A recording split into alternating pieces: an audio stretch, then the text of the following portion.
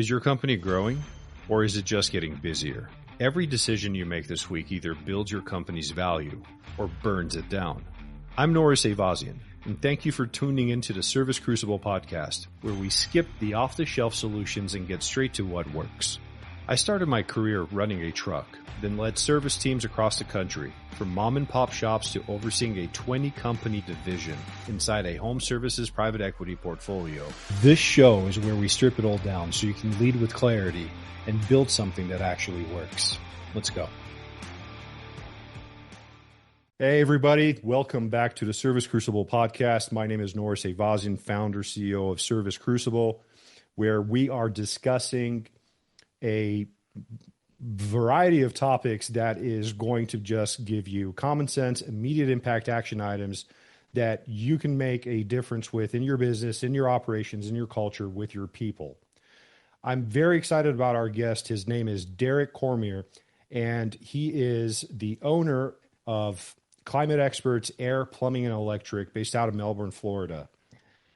Since 2016 being started, he is pacing for 10.5 million with a stretch goal of 12.5. And based off of what I've learned about Derek from him so far, I think he's going to crush that target, hopefully. And he's doing it really, really smart. There is so much that Derek is doing with his team at Climate Experts that just goes back to the basic blocking and tackling, the fundamental truths of our industry, where he's maintaining profitability, he's staying scrappy with his team, and he's delivering results. And if you're out there and you know what his social media reels look like, you're already a big fan like me. Love a guy with a sense of humor. Derek, thank you so much for being on the show, man. Appreciate having me on. So let's jump straight into it. I mean, if we didn't start recording, we would have just spent the next 2 hours talking, and there's so much alignment that we already have. So we were discussing, like, one thing that I just immediately want to get out there right now is what you're doing with marketing. It's working for you. It's working very well for you. And it goes against almost every single narrative that people are unnecessarily getting influenced by in my opinion, not so popular, but popular social media channels. Somebody asked a question about, what should my marketing spend be? What should I spend my money on? And they're getting answers from a mob. And there's some legitimate people out there that give great advice, but let's hear it straight from the horse's mouth. Since 2016, you have grown 50% year over year. You're about to do 10.5, most likely 12 this year. And in all those years of operation, from day one, you've never exceeded 7% budget on your marketing spend. Correct. Talk about your blend. What's working? What were some early lessons you learned from that you pivoted away from? Just walk us through that really quick. Yeah, I think one of the biggest issues that happens when you're smaller and you're starting out is sometimes you trust people you really shouldn't. And especially a large marketing firm that tells you they're going to handle it all and do it well. I think people specialize in what they normally can do really well at. And I'm going to find people that specialize in marketing different areas. So you can be good at PPC, you could be good at social, you could be good at print mail, mass media. But I'm more concerned of what are you the best at? Because I'm not hiring a marketing agency to handle all of my marketing. That is just putting the full responsibility in someone's hands that could really mess things up. It's going to be so easy for them to exceed that marketing budget. So as an owner, even though you might not want to, you're going to have to learn about marketing. You cannot be illiterate to all of the areas of marketing for a home service business. And I think what happens is we trust people and we just, hey, get us leads. And you don't know how to speak that language. You don't know how to hold them accountable.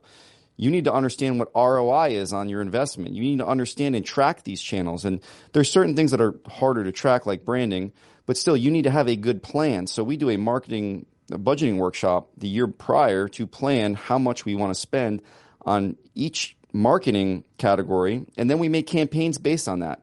And then we talk about when we're going to launch those. So we have a plan up front. So we know how to hold our marketing vendors accountable because we're giving them the plan and we're giving them expectations. If you just tell them, hey, I just want more leads, that is not enough expectations. You need to let them know what kind of ROI you want out of that, the type of leads that you're looking for. And then we need to track the results. And I don't think enough contractors do that. I think it's just like, oh, I need leads. And then we're desperate and we're going to the grocery store starving. And then we buy things that we shouldn't have bought. And then it makes us fat. And then we're mad at the grocery store. And it's not the grocery store's fault that you didn't go in there with a logic mind and you didn't do enough research of what you needed to buy. So I think number one, that's one of the issues that contractors have, trusting the wrong person and not educating themselves on something you should be educated on. What we did early on is we took really good care of our customers. We did not lose our customers. It was hard enough to find that customer. I don't want to blanket all of my money on PPC, gambling to hope the right customers come in the door. You could get a lead, and this marketing company could tell you, well, we got you 10 leads. What if 9 of those leads were not your customer? They didn't want what you offered. So if you're tracking how many leads that they brought in, that's not a metric that's helpful for you. I'm looking at ROI on investment. I'm looking at, does this person continue to buy from us? Are they a maintenance member with us? Are they using other services? So, and I think that's a lot of the times what's missed is we're just looking at money spent and how many leads brought in. That's not enough. That's not delving down enough to the real numbers of what matters. So I took really good care of my customers and I focused on referrals. I focused on then selling them more services. So I realized early on that you could specialize, but you can also add services that are relatable. So we added in blown-in insulation. We made sure we did ductwork, duct sealing, duct cleaning, anything involved with HVAC that can get us in the door so that we can prove to that customer we are the right company for them. And as I'm growing, I became a licensed plumbing contractor. This year, we are a licensed electrical contractor. Our main business is still HVAC, but now we're getting in those doors for plumbing and electrical, and now we're owning the home for those other trades as well. And then we get them on a maintenance membership, and anytime something happens, we're back in the door. So realistically, that $19 a month we charge for our maintenance plan, we're not making money on that. Everyone that's like, oh my goodness, those guys that put the $19 or $29 tune-ups are scam artists. They're not scam artists. Those people are smart at marketing. They are getting in the door. Again, if I give my customers a $19 or $29 tune-up to get in the door, that's better than paying $500 to get a lead from PPC that you don't even know is your customer. If I'm remarketing to my customer a $29 tune-up, it gets me in the door, and I get a $1,500 sale. That's a win for me based on just unlimited new customer leads that don't even convert. Where do I even begin? First of all, you're the first person in years to be on point, same page, data point for data point on so many things that I try to scream off the top of every mountain that nobody listens to. For context, like towards the end of what you said about really providing exceptional value to your existing membership base, keeping them, retaining them, making sure you're at a net gain in memberships gained every month, tracking that the correct way, because it can be a nightmare through the CRM. Additionally, I was talking to Katie Donovan last week, and we were talking about the relationship. That's what I set the theme of questions around, the relationship between marketing agencies and contractors. What kind of base level knowledge they should commit to knowing about each other to have a successful relationship. And I say this to Katie and whoever's in the marketing world listening to this. I'm not doing this to hurt your feelings, but I have a deeply rooted mistrust and hatred for marketing companies that think that they're going to have all the answers for home service companies. Same. Yeah. And it's good. And I hope this sentiment spreads. And I'm not spreading hatred. I'm just saying, come prepared. Care about the relationship you're about to get into. Learn about each other. You're not just marrying the person, you're marrying the family. So, one of the things that she brought up, like we got a little bit deeper into the conversation. We talked about membership base. And she's like, have you ever thought about how we treat our membership base? We only call them when we need them. We harass them with phone calls, emails, and text message so they can book.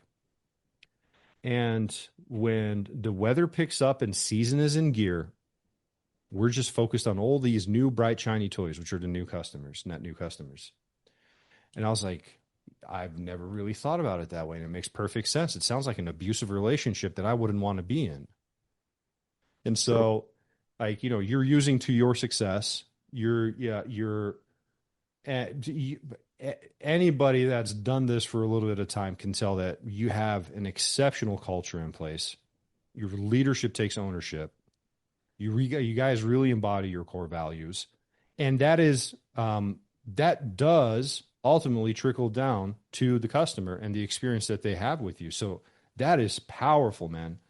And then really diversifying your spend is the in between that I really understood from you as well. Absolutely important to do that, to not put your eggs in one basket, understand what their capabilities are, but getting granular with the KPIs. Derek, that's I think there's no excuse for any contractor to not get as granular as you do in your KPIs. Just because there's calls generated doesn't mean crap to me. Most people don't know what a raw booking rate is in their call center. They just look at, oh, we got it 92%. No, well, what's your raw booking rate? 100% And CSRs don't label yeah, that accurately. They are going to say no. it's spam, it's out of service, so they get a good inbound booking rate. And is your customer service manager diving deep into that? Probably not. They probably don't have the time to. So, and again, if you're getting tons of spam calls, like what's going on? What's the issue there? So one thing we do for our MVP members is we have a special phone line just for them where they are getting the Yes. priority service. So, and we're giving them a lot of value. Like we go above and beyond for those members. We make sure that if there's any issues that are happening, we take care of them immediately. And we prioritize that. We have a special Slack channel for MVP member complaints that we are literally on within 5 minutes. You'll see boom, boom, boom, boom, boom, taken care of, and we're out there. So we're really in line operationally to where we focus and prioritize really well. And I think that is one thing that's lacking with 2025 in this generation. There's so much going on. There's just so much social media. There's so much to Google, AI, chat, so many opinions. And then we're not focused. We're not focused. And then we don't prioritize. And then we wonder why it feels like the day just went by. And then we wonder why we Mhm. feel so overwhelmed. It's because you're not focused. You're paying attention to too many things.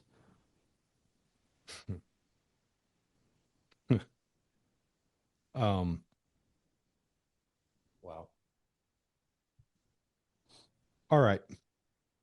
You reminded me of an excerpt from a book, and I'm very sorry I can't remember which book it is, but definitely a business book.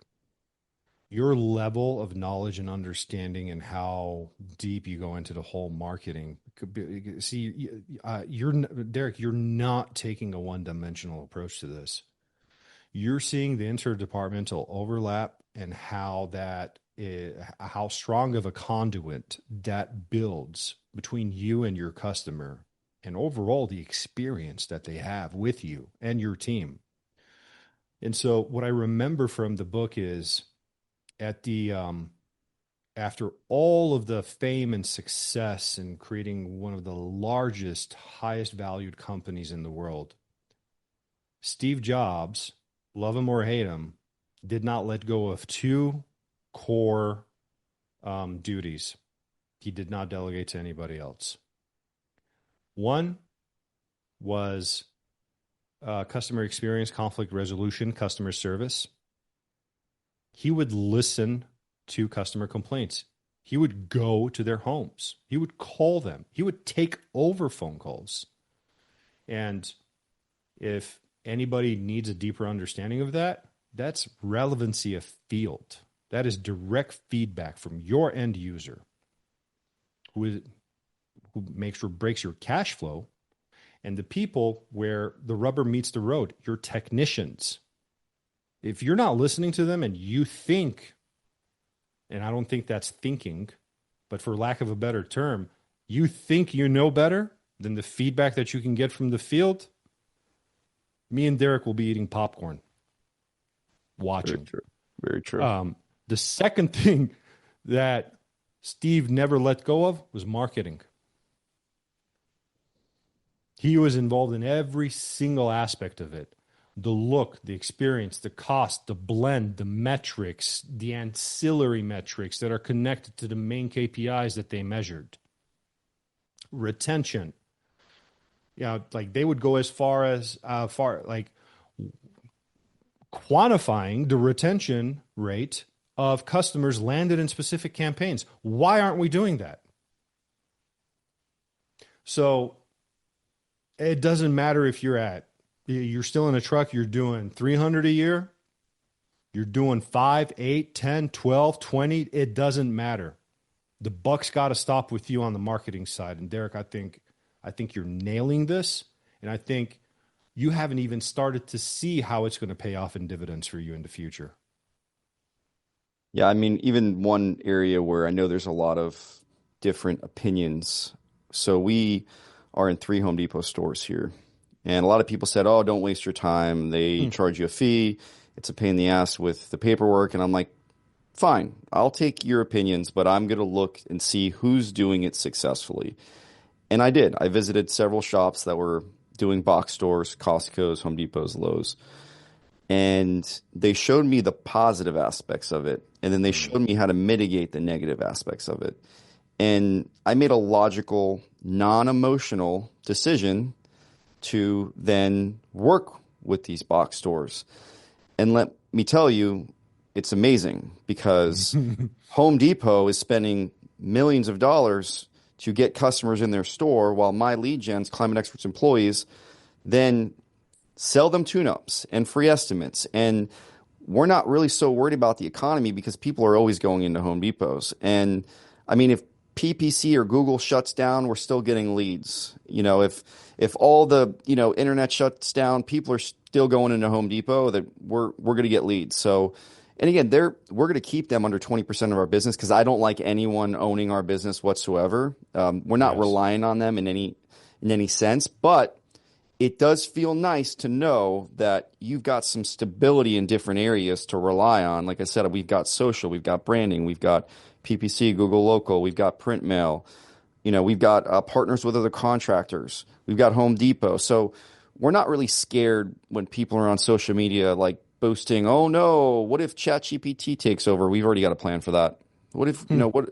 So I'm a strategy minded person. I'm always thinking 6 steps ahead. So, when I go into a room and an issue happens, I'm calm. I don't freak out. I'm not one of those guys where someone comes to me with an issue and I match their energy. I'm actually weirdly calm and they think there's something wrong with me. Like our roof flooded at our building. We have like an 8,000 square foot building, and the roofers came and they did it during it was a storm pouring, and it was pretty ridiculous. But we flooded the whole place, and everyone's freaking out. Like and I'm just sitting there with a smile on my face because I know what I'm going to get from them money wise on that claim, and I'm thinking all of the things I could do with it. And guess what I got? I got a lot of money from it, and the place is much nicer than it was. So I'm an opportunist. I do not jump into the fear mentality. I don't trust people. I ask a lot of questions, and then I use that information to my advantage to move forward. This is a perfect segue into culture. Just based off of everything that you've talked about so far and what I've learned from you, there's no way you take 100% credit for what you've done and accomplished so far. I try not to honestly involve my name in anything. I don't walk around and boost myself as the CEO. I'm one of them, and they know that. I treat everybody as an equal. I don't demand respect. I lead by example. I'm one of the team, so I'm a small part of where we're at today because of the great people that we have. And that's the only way that I want it. Because I don't want to work for a place where everyone's super reliant on me. Like, I want to work with some rock stars that it's more fun to work on a solid team than, you're dragging everyone behind you to get to a place where they don't even want to go. So it's how we are. How do I say this? You're the exception, not the rule. One of the one of the biggest challenges for companies to scale, like a really, really big challenge is getting from 5 to 10, but it is a hump to get from 10 to 15, and breaking 20 is a task and a half. Completely different makeup of the company altogether. People, I believe, is the number one ingredient. And where you're the exception and not the rule, in my opinion, is that there's so many things that are happening organically because of what you're bringing to the table, what your value system and belief system is. And pacing at 10 and a half this year, I foresee that it is going to be effortless for you to expand into different territories through M&A activity, because you've got a hell of a bench depth set up and the culture doesn't die with you anymore. Most people don't accomplish that ever. Even with 8-figure exits, they haven't accomplished that. Agreed. And so talk to me like, Derek, there's a lot involved in this. It's not just the culture and the values and the pride of ownership. I mean, for crying out loud, some of your reels, when I first started watching them, I didn't know who the owner of the company was. That's the way I make them. If I go out into the field with the techs, I don't ever say that I'm an owner. I'm a tech. And they laugh. I'll even ask for reviews. I'm like, yeah, my manager would, be really proud of me if I got a 5-star review. And I'm out there in the field, and they're laughing. And they're like, ha ha, yeah, you're the CEO. And they keep it going. But I share the wealth accordingly. I'm not a greedy person that takes everything for myself, because I'm patient. I know long term I will win if my team wins. I want us all to win. I want everyone at this company to succeed. And yeah, depending on your role, you will make more money. That's just obvious. Salespeople will make the most money. Managers might make a little bit more than somebody else, but my salespeople make more money than my managers. As they should. They're producing. So again, like I think we work at these places to where there's like these like insiders club of managers, and they build this wall, from management, professional management with their people. And I think that's the issue, when it comes time to sell. They don't feel like they're involved. They feel like you're against them. Management's against them. Like it's the professional guys, against the guys doing all the work. And you see it all over social media. It's a perception that this generation has that management's bad. They're not on the same team. So I have to work really hard, and I need to show up, and I need to prove to them I'm on the same team with them. And you know how I do that? I'm in most of the trainings. I'm doing most of the trainings. Like I said, I don't need to. The managers are showing up too. We're there with them when they need us. We're not just in our pretty clean shirts, sitting in our offices on the phone. Like, we'll go out in the field. We'll be there with the trainings. We actually know what we're doing. We can show them how to braze. Like, we can get on the phone, and I can call by call anyone in a diagnostic and be able to run them fully through that diagnostic. That builds trust with them. That builds a lot of trust to where they're like, okay, this person didn't have to spend all that time with me on the phone. They didn't need to help me. They didn't need to spend an hour of their day training me, in whatever they're needing help with. Because a lot of times these people need help. They just don't want to talk about it. Again, in this generation, they keep things to themselves because they don't trust people. So what I think I do really well is I'm good at understanding people, and I'm good at getting people to open up. So I know what they're wanting, and then I can design this company in a way to where we're all kind of moving in the same direction, and they feel like they're part of that path of where we're moving. So it's not just a direction Derek wants to go, it's a direction the team wants to go. So am I still making the upper level decisions at the end of the day? Yes. Sure. They are a big part of which direction we go. And I'm good at getting people to be real. Like, if I've had people say, I think we added plumbing too soon. And I said, why do you think that? As a group, let's just throw it out there. Be real. I said, why waste each other's time? Let's just do it. That's what I'm a straight shooter. I don't play games. Why do you think we added plumbing too soon? Well, I know some customers had mentioned it. Okay, what did they say specifically? Well, they said that, we were calling them for plumbing and we were just out there for HVAC. And I said, okay, well, let me do some research. So I looked into the calls. I got down with my customer service manager. We kind of listened to see what the customer had to say. And it was a misconception of what actually happened. It was just Mm. third-party information that the technician heard. I actually took them over and had them listen to the call and what really happened. And then I showed them all the happy customers and all the people that were super happy that we added plumbing because there wasn't good plumbing companies in this area that we wanted to refer to. And because I didn't just bullshit them and sell them, I let them be part of the experience. They now are fully on board with it. And they're not that cancer that's behind the scenes in the real meeting in the parking lot with all the other techs talking shit, saying, "Oh no, those managers are full of shit. They're just trying to sell us what they want us to know." I'll give you the real info. I'll show you the numbers. Like if you want to really know what's going on, come on over. I'll show you. See, that also makes everybody show up in a fully transparent mindset.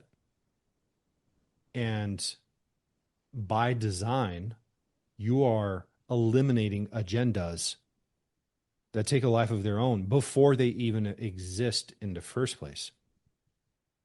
What's very interesting to me about all this, though, is that I think you're also winning in the recruiting game already at this point of your growth. You're not struggling in the recruiting game the same way other companies are. You probably don't even have you're probably I would guess, and if I'm wrong, let me know. I'll mail you a crispy fresh dollar bill. Um, that it's at least been 3-4 months since you've ever had to rely on posting a job ad anymore. So we get anywhere from 300 to 500 applications a week for various roles, and we keep some standard roles open just because I like to be prepared. People move, people retire.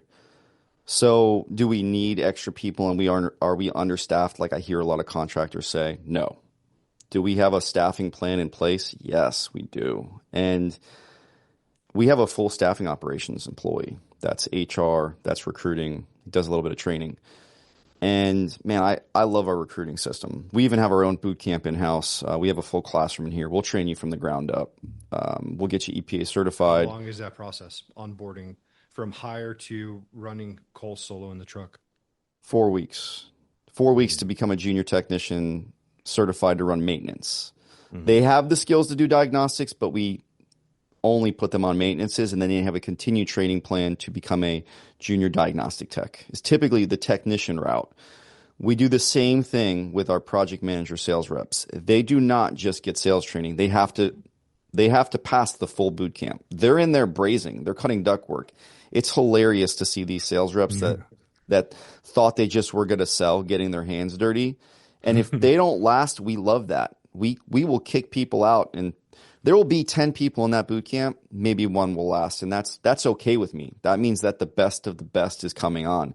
All You of our got to hang a people here bell know for if them they to made ring. it through our onboarding process, this is someone that's solid that they can rely on. Yes. This isn't someone that's lazy, that's just going to show up and get a paycheck. So this isn't someone that thinks they could just show up to a customer's home and quote them something right off the bat without doing a heat load calculation, without going in the attic, without actually checking things. So we're known for that in our area, that we don't play games. We do things the right way. That's actually our mission statement is doing things the right way no matter what it takes. Hell yeah. Do you should put a bell where whoever quits boot camp should ring it on their way out. That would be hilarious There'd if be you a did lot of that. rings. Yeah, we just had a boot camp and we just within the first 3 days cut 4 people. And that's not to be Incredible. mean. It's just they're not ready yet. They can reapply and Sure. we'll take them in. But just like military boot camp, like everyone doesn't make it, and that's okay. Mm-mm. Um, huh. Wow. All right. Um,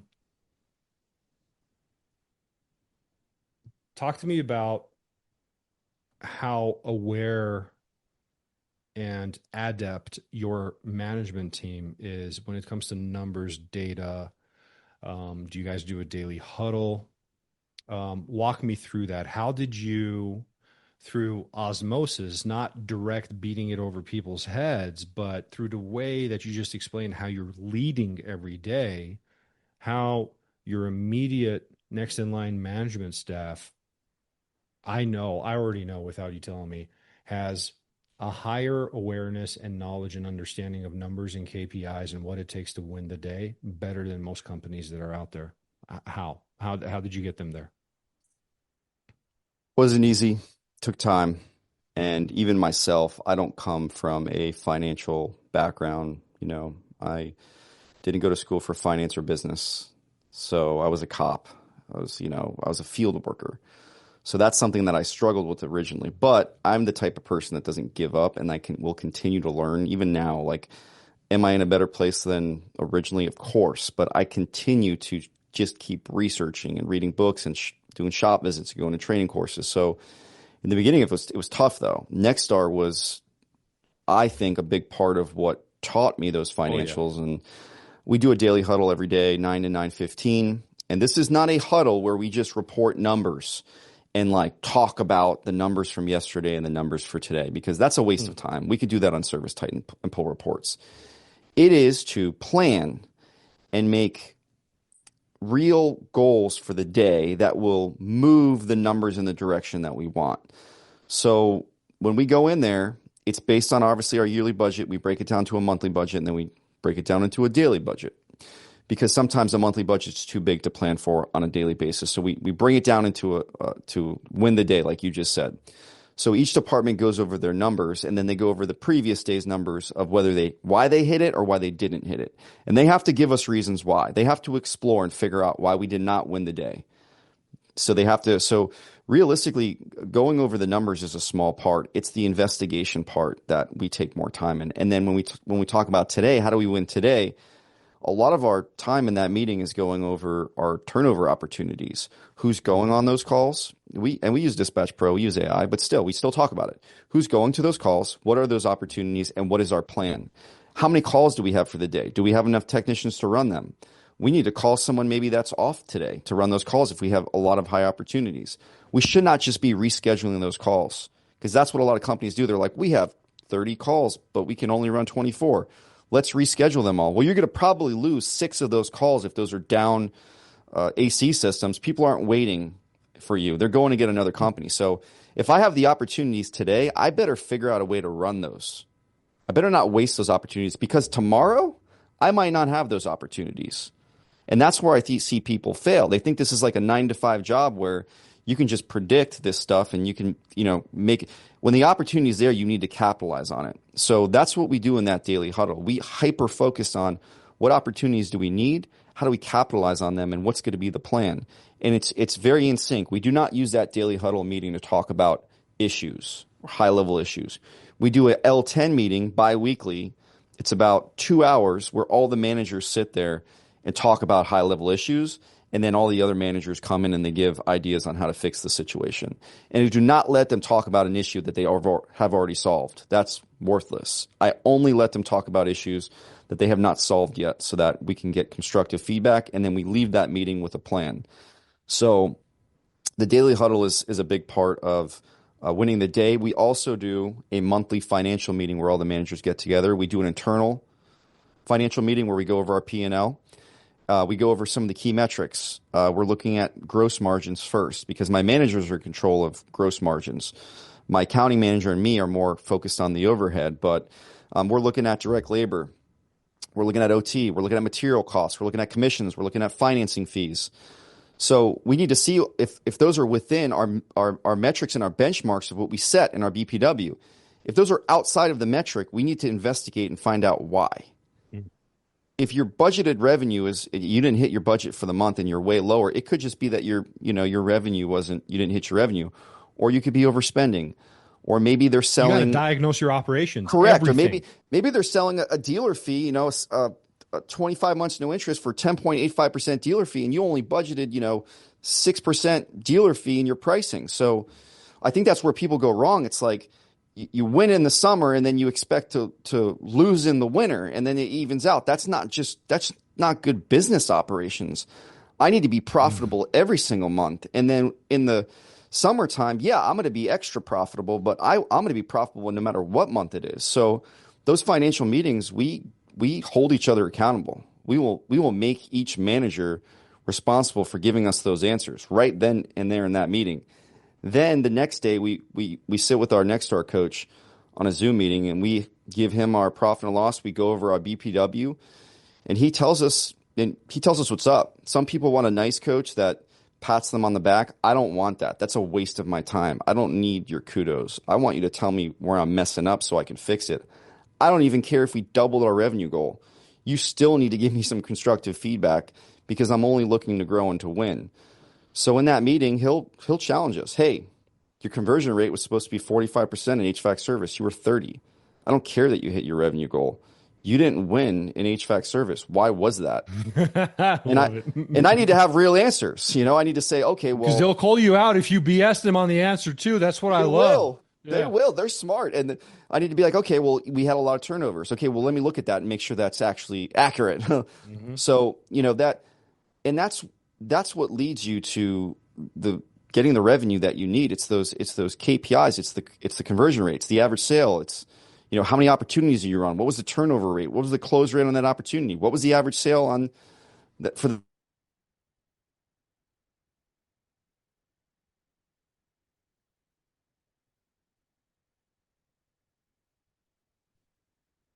efficiency? This is something that I think a lot of contractors get wrong. They're only focusing on efficiency. If you pay your people per hour, you have a service tech out there running a 10-hour day, and you're paying them for drive time, that should be considered in your efficiency.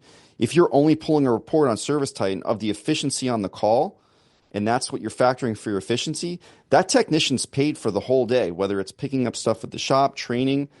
I personally would factor in how much they sold for how many hours they're getting paid, so you can have an accurate billable hour efficiency. So I think sometimes contractors don't dive down deep enough into those numbers to figure that out. Where the setup for failure originates in that is everybody's spending so much money on so many different technologies and tools and the sales training and everything else, and their chart of accounts on their financials is a dumpster fire. There's one GL in the COGS that says materials, which has equipment in it too, by the way. Direct labor is below the line. And if direct labor is above the line, the indirects, the cost of labor, your benefits, your workman's comp, your 401k, none of that is above the line. So no, that's okay. So that's the beauty of the BPW workshop, because you also have the profit pricing tool. And it is a monster to fill out, but it's a great educational tool to use, because can you do it on one sheet in a spreadsheet? Yes, absolutely. But you're going to go through 25 plus tabs, buddy, and you're going to learn everything, the good, the bad, the ugly. And ultimately, like this is how I believe it beautifully ties up, is that every single human action that is willingly committed or influenced through culture and leadership has a direct impact in a black and white outcome on your financials, which the one stop they make before they hit your financials is going to be your operating KPIs. And so could not agree more. So what I took away from that is where most people give up in trying to upgrade, uplift, and educate their frontline managers and their senior leadership group. You seem like a very stubborn SOB, Derek. So you did not give up and you stayed consistent, and now it's paying you back. And now going into the future, bringing on new leaders, new technicians, developing them into leaders, the effort's not 100% on you anymore. There's so much to unpack from this episode. There are so many immediate impact action items and takeaways people can have. And Derek, I believe it's people like you that should be given the spotlight in this industry, because you are more relatable than than the majority sample of success that's out there. You're already successful, but you're on your way onto something very, very special. And I think a lot of that has to do with your determination, your willpower, how you treat people, the culture that you've built. And it's been a treat having you on the show. How can people find you so they can look you up on social media, connect with you, and laugh their asses off when they watch your videos, man? Yeah. So yeah, my social media handles are just at the Derek Cormier, and you can find me on TikTok, Instagram.